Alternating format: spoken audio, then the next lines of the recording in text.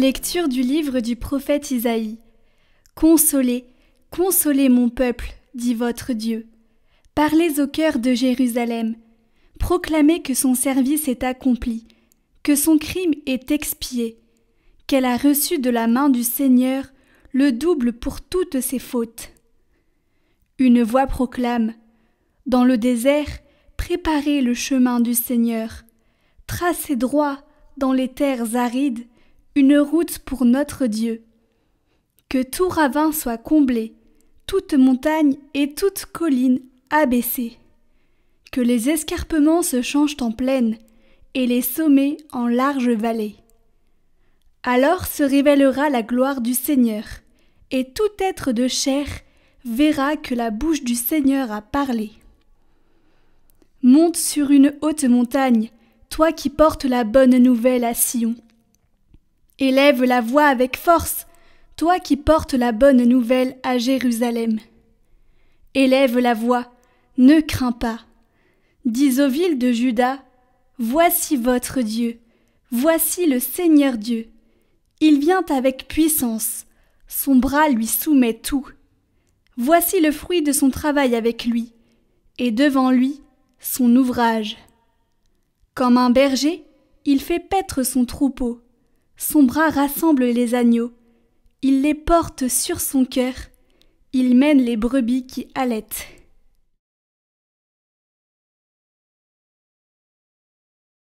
Bénis le Seigneur, ô mon âme. Seigneur mon Dieu, tu es si grand. Revêtu de magnificence, tu as pour manteau la lumière. Comme une teinture, tu déploies les cieux. Tu élèves dans leurs eaux tes demeures. Des nuées, tu t'es fait un char. Tu t'avances sur les ailes du vent. Tu prends les vents pour messagers, pour serviteurs les flammes des éclairs. Que les provisions dans tes œuvres, Seigneur, tout cela, ta sagesse l'a fait. La terre s'emplit de tes biens. Voici l'immensité de la mer, son grouillement innombrable d'animaux grands et petits. Tous, ils comptent sur toi pour recevoir leur nourriture au temps voulu. Tu donnes, eux, ils ramassent. Tu ouvres la main, ils sont comblés. Tu caches ton visage, ils s'épouvantent. Tu reprends leur souffle, ils expirent, eux retournent à leur poussière. Tu envoies ton souffle, ils sont créés. Tu renouvelles la face de la terre. Bénis le Seigneur, ô mon âme. Seigneur mon Dieu, tu es si grand. Lecture de la lettre de saint Paul apôtre à Tite. Bien-aimé, la grâce de Dieu s'est manifestée pour le salut de tous les hommes. Elle nous apprend à renoncer à l'impiété et aux convoitises de ce monde, et à vivre dans le temps présent de manière raisonnable, avec justice et piété, attendant que se réalise la bienheureuse espérance, la manifestation de la gloire de notre grand Dieu et Sauveur, Jésus-Christ. Car il s'est donné pour nous, afin de nous racheter de toutes nos fautes et de nous purifier, pour faire de nous son peuple, un peuple ardent à faire le bien. Lorsque Dieu, notre Sauveur, a manifesté sa bonté et son amour pour les hommes, il nous a sauvés, non pas à cause de la justice de nos propres actes, mais par sa miséricorde. Par le bain du baptême, il nous a fait renaître et nous a renouvelés dans l'Esprit Saint. Cet Esprit Dieu l'a répandue sur nous en abondance, par Jésus-Christ notre Sauveur, afin que, rendus justes par sa grâce, nous devenions en espérance héritiers de la vie éternelle.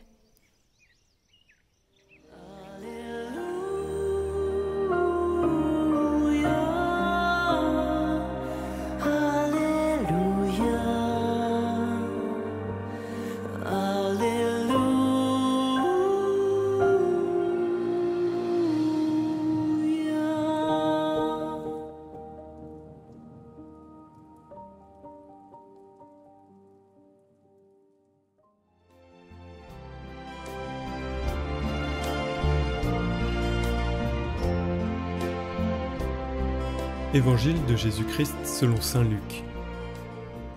En ce temps-là, le peuple venu auprès de Jean le Baptiste était en attente, et tous se demandaient en eux-mêmes si Jean n'était pas le Christ. Jean s'adressa alors à tous. « Moi, je vous baptise avec de l'eau, mais il vient, celui qui est plus fort que moi.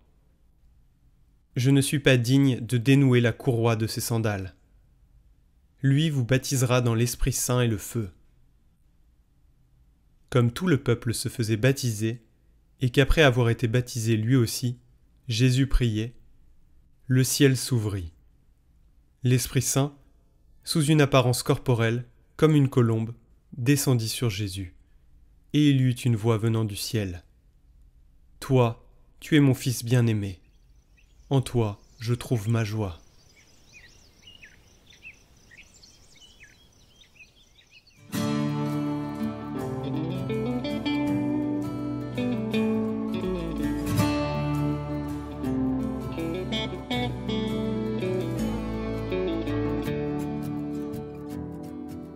Chers amis, nous fêtons aujourd'hui le baptême du Seigneur. Et une angoisse m'a saisi alors que je méditais sur ces textes. Où serais-je aujourd'hui si, quelques jours après ma naissance, je n'avais pas été baptisé? Sans mon baptême, sans la grâce du baptême, toute ma vie aurait été différente. Sans le baptême et les autres sacrements qui en découlent, sans la vie de prière, sans les Écritures saintes, sans la recherche de la volonté de Dieu, combien de mes choix, de mes décisions auraient été différentes? Et je ne parle pas ici seulement du sacerdoce, mais combien de sacrifices aurais-je refusé, privilégiant ma volonté, mes choix, mes idées, mes plaisirs? À combien de petits esclavages m'aurais-je enchaîné en plus, consumant mon temps, ma personnalité, mes rêves? Je mènerai sans doute aujourd'hui une de ces vies sans but, qui sont le lot commun de nos sociétés, une de ces vies que nous apprenons très tôt à remplir méticuleusement avec du vide. Alors n'y voyez pas un jugement péjoratif de ma part, mais si Dieu était absent de ma vie, qui je serais? Personnellement, cette question me fait froid dans le dos, car je lui dois tout. Cette grâce du baptême irrigue ma vie chaque jour, chaque heure, chaque acte que je pose. Et même s'il m'arrive encore trop souvent de manquer à cette grâce, par mon péché, mon orgueil, malgré cela, Dieu est présent, Dieu m'a transformé et m'a façonné chaque jour. Il n'a pas encore fait de moi un saint, j'en conviens, mais sans lui, sans tout ce que j'ai reçu de lui, qui serais-je? Chers amis, je ne sais pas si ce questionnement est aussi le vôtre, mais comme aujourd'hui il nous est donné de fêter le baptême du Seigneur, j'aimerais que nous rendions grâce ensemble pour le si beau et si grand don qu'il nous a fait, le baptême. Il y a 2000 ans, le Christ Jésus, en acceptant de descendre dans les eaux du Jourdain parmi les foules de pécheurs pour recevoir le baptême de conversion, eh bien Jésus n'a rien reçu. Il ne manque d'aucune grâce qu'un baptême pût lui apporter. Par contre, s'il s'avança vers Jean pour être baptisé, il l'a fait pour nous. Ce ne fut pas pour être purifié par les eaux du Jourdain, mais pour rendre purifiantes les eaux de tous les baptêmes. S'il s'avança vers Jean, ce ne fut pas parce que lui était pécheur, mais parce que tous les hommes depuis Adam sont pécheurs. S'il s'avança vers Jean, ce ne fut pas pour lancer une mode, mais pour instituer par lui-même ce que nous aurions à recevoir. Il y a un instant, j'essayais d'imaginer ce qu'aurait pu être ma vie sans la grâce du baptême. Mais en réalité, c'est une mauvaise approche. On ne refait pas l'histoire. Par contre, la bonne question à se poser est la suivante. Qu'a donc fait Dieu depuis le jour de mon baptême dans ma vie. Quel ouvrage façonne-t-il? Que fait-il en me soutenant par sa grâce? Chaque jour, chaque heure, chaque acte, que fait-il? Et la réponse est simple, c'est l'histoire que j'aime à raconter au baptême des enfants. Ça commence dans un grand jardin de Florence avec Michel-Ange, ce grand peintre italien de la Renaissance, qui se promène et qui voit dans un coin un bloc de marbre qui dépasse de terre, à moitié recouvert d'herbe et de boue. Il s'arrête brusquement comme s'il avait vu quelqu'un et, se tournant vers ses amis qui l'accompagnaient, s'exclama « Dans ce bloc de marbre est renfermé un ange, je dois le faire sortir !» Et s'armant d'un burin, il commença à dégrossir le bloc de marbre jusqu'à ce qu'émerge la silhouette d'un bel ange. Autrement dit, et c'est le sens de cette histoire, Dieu nous donne notre dignité. De l'homme pécheur, il chasse le mauvais de ma vie, me donne sa propre vie, sa vie divine, et me donne ainsi ma dignité d'enfant du ciel. Et alors là, nous pouvons relire tous les rites du baptême, exorcisme, rite de l'eau, remise du vêtement blanc, du cierge, etc. Chers amis, en cette fête du baptême du Seigneur, eh bien, je vous invite à rendre grâce pour votre baptême, parce que par votre baptême, eh bien, Dieu est à l'œuvre en votre vie pour la façonner, pour la transformer. Ô chrétiens, souvenons-nous ensemble de notre dignité baptismale, et que la bénédiction de Dieu, Père, Fils et Saint-Esprit, descende sur vous tous et repose à jamais. Amen.